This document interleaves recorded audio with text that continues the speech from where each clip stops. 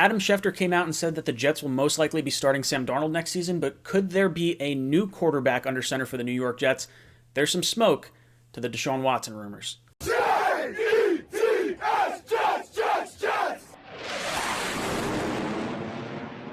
All right, guys, let's jump into the rumors surrounding Deshaun Watson and what could ultimately wind up being a crazy situation for the New York Jets and wind up having him be our starting quarterback for the beginning of the 2021 season.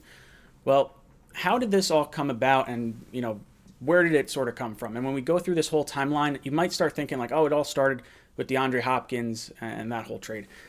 It sort of did, but it's a little bit before that. In April of 2019, the Houston Texans hired a man by the name of Jack Easterby. This guy is from the New England Patriots, and he's kind of been known as a culture kind of guy, I guess, is like a personnel character coach or something like that is sort of the gist I got of it. So he's not really a football operations guy. Well, he's sort of worked his way up in the Texans organization and has gotten in the ear of Cal McNabb, the owner of the Texans. And back when they traded DeAndre Hopkins, Bill O'Brien took the brunt of that move, but apparently Easterby was really supportive of that move and really kind of pushed for it to happen. So that's one little issue. And Deshaun Watson comes out and he says, they're asking him, how aggravated are you? He's like, on a scale from 1 to 10, it's a 2 right now.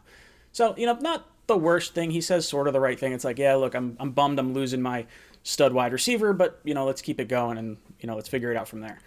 Well, fast forward, Deshaun Watson signs a huge mega deal for an extension with the Houston Texans, and then just a month later, Bill O'Brien gets fired, and it's rumored that Easterby was the one kind of behind that move as well. So he's sort of working his way up this power structure, and it's starting to get a lot of players a little uncomfortable.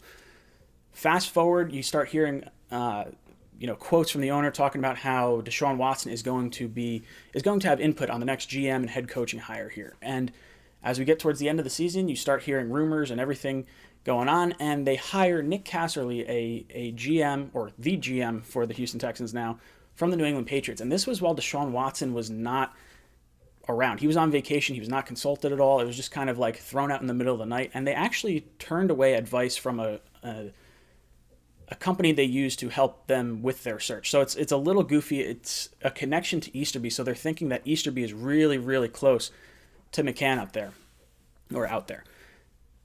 So what happens? Well, J.J. Watt comes up to Deshaun Watson at the end of the season and he says, hey, look, I am so sorry for wasting a year of your prime. And Deshaun Watson was so good this year, and this Texans defense was so bad. And it's not all on J.J. Watt, but how bad was this Texans team, specifically on the defensive side? In the 15 years that ESPN has been ranking defensive efficiency, there have been 480 teams ranked. This Texans team ranked 478th, so just 3 spots from the bottom. And then how good was Deshaun Watson? Well, there are just 4 quarterbacks in the history of the league that have thrown for 70% completion percentage and over 8.5 yards per attempt. Those are Joe Montana, Steve Young, and Drew Brees, all of which won a Super Bowl in that year. Deshaun Watson was the 4th, and his team owns the 3rd overall pick. And not even his team, because his team traded away the first-round pick to get Laramie Tunsil. So they don't even have a first-round pick to add talent. They're over the cap. They have no first or second-round pick this year. So they're in a very, very weird situation over in Houston. So Deshaun Watson is a little upset. He wants to be involved in the GM hiring, head coach hiring. So far, not involved in the GM hiring at all, or was not included in the GM hiring at all. So we get to the head coaching hire, and he's saying, okay, we'd really like to see Eric Bieniemy in here. Well, the Texans never asked to interview Eric Bieniemy until like just 4 days ago. They made a big enough stink about it, and Bieniemy had come out and said, I don't even want the job. Like, I'd rather go to the Jets, or whatever that sort of conversation was that we had a few days ago. Well, some other news is starting to come out over the last few days, and I'm starting to get a little bit more interested in this situation. Andre Johnson comes out and tweets, if I'm Deshaun Watson, I will stand my ground. The Texans organization is known for wasting players' careers. Since Jack Easterby has walked into the building, nothing good has happened in or for the organization, and for some reason, someone can't seem to see what's going on. Pathetic. Now, Andre Johnson obviously had a fantastic career, one of the best wide receivers in the game when he was playing, and he wasted his whole career away in Houston. Now, the other thing that's interesting about this is that Andre Johnson has not tweeted in over 2 years other than it being like an ad. So it's not like he can't get in touch with Deshaun Watson. He definitely can get in touch with Deshaun Watson. So the fact that he's tweeting this out is more of a statement than anything else, and he's trying to put the fans on notice. Watson on notice, the ownership on notice. He's trying to do a solid for Deshaun Watson, I think, here. And they're trying to get Easterby out. Well, there starts getting, a little bit more traction. And now Watson says he is at a 10 out of 10, harkening back to the 2 out of 10 comment in terms of the DeAndre Hopkins getting traded there. So he is all on board for a trade at this point. But he's got the huge contract. He got the huge contract at the beginning of the season. And now it's like, okay, well, what's going to happen? Well, over the course of the last week, we got to see George Kittle post a picture of Deshaun Watson in a San Francisco Joe Montana jersey. And it's like, oh, man, okay, well, that's a little weird. I understand quarterbacks liking quarterbacks, but it's a little weird not being in your team's jersey because he comments, oh, nice pick. Then Jet fans start getting a little bit more excited because we see a geotag post from Deshaun Watson saying he's in Edgewater, which is just 40 minutes away from the New York Jets training facility in Florham Park. So now Jet fans are starting to get really amped up. Then we get our new head coach, and we're all like, oh, culture's changing. Like, everyone's rah-rahing the Jets and everything, and we're all excited.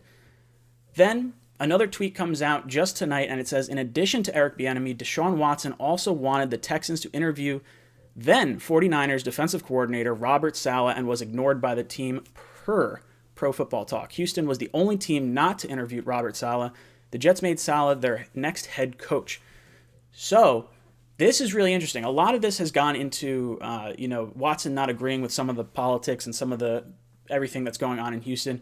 Their owner was the one that came out and said something along the lines of like the inmates shouldn't run the prison and not exactly the best to refer to your players as inmates when you're talking about the team. So I understand where he's coming from in his anger here. And now 2 of his head coaching wishes just to be interviewed. I don't even think he would have cared if they weren't hired, but at least being interviewed would have been nice because at least they're taking his opinion into account.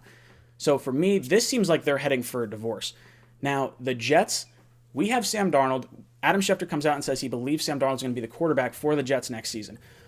Well, if you have a shot to get Deshaun Watson, you have to pick up the phone call. Because like if you're shopping Jamal Adams and you're doing your work there, you got to at least do your research to see if you could bring in a top 5 quarterback to the New York Jets. Because when you're talking about culture changer, what changes your culture more than beefing up a new quarterback or a new head coaching staff with a great offensive coordinator and then adding a top 5 quarterback onto your team?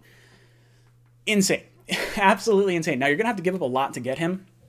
But in terms of like the salary cap ramifications, not that bad. Once he gets traded, you're talking cap hits of 11, 35, 37, 32, and 32 over the course of the next 5 years. That is a great deal for the New York Jets if you can get him because there's going to be huge contracts doled out to Lamar Jackson and Josh Allen. They're going to get well over $40 million this year most likely. So the Jets are going to lock in Watson for a little bit shorter period of time. If he wants to play for Robert Saleh, dude, you got to make this move. You just have to. Sam Darnold, I really like, and you know what? If we roll with that decision, I'm not going to be upset. But if you add Deshaun Watson to this team, it is absolutely electric. And I know guys are going to say, oh, well, if you add Deshaun Watson, he's going to be in the same situation as the Houston Texans here because we're not going to have any draft picks. It really depends on what you're going to have to give up to get Watson because he's got a no-trade clause. So he can either pull a Carson Palmer and say, hey, look, I'm just retiring. I'm not playing for you anymore, and then risk that and just sort of, see that happen. What sucks is Houston has already seen James Harden get traded to Brooklyn, and now maybe Deshaun Watson is coming out to the East Coast here. And this would be so huge for the New York Jets. I would be so on board because everything around, like even if you have to give up 3 first-round picks or 3 picks and Sam, you're basically trading away your first plus Jamal Adams to get a top 5 quarterback in this league. Like it's a no-brainer type of situation here. And this guy's 25 years old. 25 years old. The guy's got 10 more solid years left of play to go. So it's not like this is a win-now move either. This is absolutely huge. So I'm going to be keeping my eye on this. Let me know what you guys think down below in the comments. Are you looking at Deshaun Watson as a realistic piece that the Jets could add to this franchise? Or is he more of a, long shot? Is he going somewhere else? Let me know in the comments down below. And as always, go Jets.